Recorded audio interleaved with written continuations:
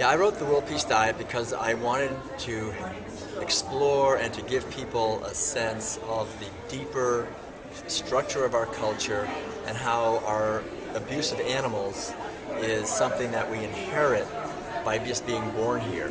That our culture at its core has this invisible mentality of commodification of life, of commodifying animals, reducing them to mere property objects that are used for food, clothing, research, entertainment, and that they are not seen as beings who are sacred and who share this earth with us as mysterious cohabitants of the world, but that they've been reduced to mere property. And so as I did the research, I've been a vegan for about 30 years, and as time went on, I did more and more research into our culture's systematic abuse of animals. I realized that it's really primarily through food, through the meals, that we indoctrinate and we kind of inject into our children the violence that meals are. We're eating violence towards animals, and that out of that we begin to just see the earth and all animals as just things to be used, and eventually we turn ourselves into things to be used as well. So I spent 5 years writing the World Peace Diet, and then after it came out, I realized that the most important thing is to sort of spread the message some more by traveling. So my wife and I now are living in an RV, solar panels on top, traveling around the United States. We've been traveling, just full time. We don't have a house. We travel full time, and I'm giving over 150 presentations a year. With music, I play the piano, I'm a composer, and so with music and art, my wife's an artist. She does beautiful paintings, I think they're beautiful anyway, of animals in the wild. And animals, I think we know at a deep level, just yearn to be free, to live their life, to have sovereignty over their lives, just the way we do. We yearn also to have sovereignty over our lives, and then give lectures and retreats and workshops on the main ideas in the World Peace Diet, which are that we will only be free ourselves and have peace and joy and sustainability and equality and justice as we extend those to animals who are in our hands, basically. They're at our mercy, and to whom we do not show what we would want. We don't let them live their lives in freedom and peace and joy and love, and to express their feelings and yearnings. And so it's enormously rewarding to be able to spread the message that way. So that's what we focus on, mainly music. I have an album called Animal Songs, which actually I think it's the only album out there that has the voices of all kinds of animals, not just the wild animals like wolves and dolphins, but the voices of chickens and pigs and cows and turkeys and ducks and geese and so forth, the animals that we are eating, as well as wild animals, to help us see that these are beings, they're not just things, and the art and then the words. And so I think one of the best things we can do, from my sense, is to find our unique gift and then turn it into a way of helping our culture to awaken, to raise our consciousness in the culture to be more of a blessing, that we are here to bless the world, to find our unique way of blessing the world, and to use our creativity to help bless the world. And I think when we do that, our life gets much more meaningful, because we're doing something to help in the bigger picture for future generations.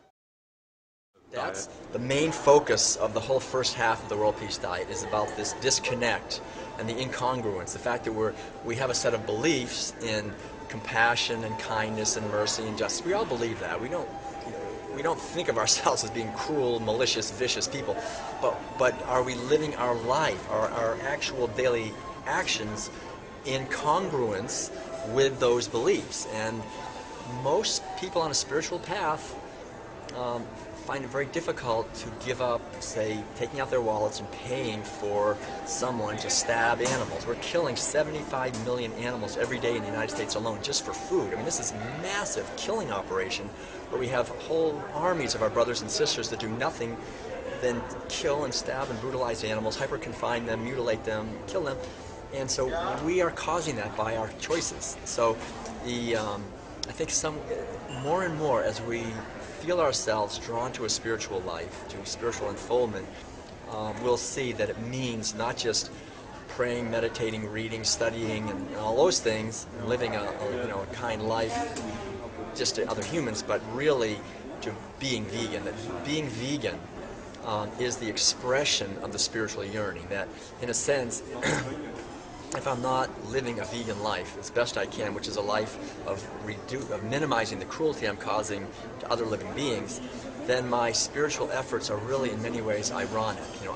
I want for myself, but I refuse to give to others. And the whole spiritual path, if you, I think, could boil down the spiritual teachings of every religion to one sentence, it would be this. It would be, whatever you most want for yourself, give that to others.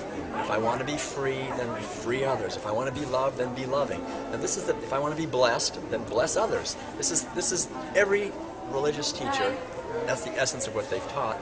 And yet, that's what we're not doing as a culture to animals. And so, this is the great point of greatest power for us as individuals and as a culture to transform our world, is through looking at what we're eating and how we're living our lives. What are we paying for when we take out our wallets? Are we paying for circus misery, zoo misery, leather misery, food misery, drug misery, all this massive amount of misery? And the beauty of it is we don't have to. I have not been to a doctor in 30 years. I've been a vegan for 30, vegetarian for 35, and vegan for 30, and it just opens up a whole doorway, I think, of freedom for ourselves. That's monumental accomplishment, that it is for sure one of the most powerful, if not the most powerful, expressions of the human mistreatment of animals for food and for clothing and for entertainment and for science.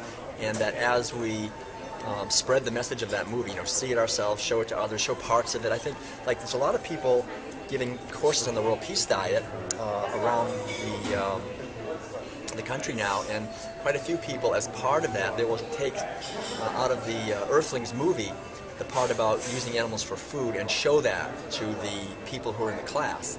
And I've heard it makes a huge difference, because it's one thing to read about it, to think about it, but it's something else to actually see it. And when people actually see it, they go, "Well, why didn't you tell me? I didn't know it was that bad."